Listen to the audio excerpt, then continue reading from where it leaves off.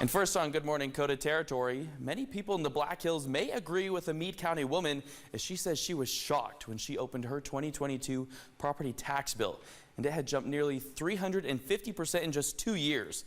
Legislators in Pierre heard similar complaints during the legislative session. However, elected officials did not approve a bill that would have relieved property owners. Now that the sales tax relief is making its way to the cash register, I heard from property owners hurting from sky-high taxes. Ruth Laffey feels defeated trying to cover her property taxes. In 2020, she paid $338 per year for her 5-acre lot. This year, the bill is $541 every 6 months. It's a bill that can't be adjusted, so she's making changes at her home to cut costs, like using wood instead of natural gas to heat her home. So if it comes to the point, if the dryer is taking a lot of that, I'm not using a dryer. I'm putting up a clothesline. During the legislature this year, it was a battle between property tax relief or cutting the sales tax. Our plan was to give a $425 check to each homeowner in an owner-occupied structure. Didn't pass. Property owners have options to curb property tax shock. One option is to appeal. I've already appealed it. It was refused. Seniors living on fixed incomes also have the option for an assessment freeze.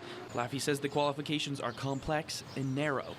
Currently, legislators are studying property taxes. Lawmakers want to know where the property tax burden comes from. What the county actually gets, what they have to pay. They get those property taxes and then they have to give them to schools and cities. And there's no fee even to administer that. Running elections, that's a huge expense. And a lot of these elections are state elections.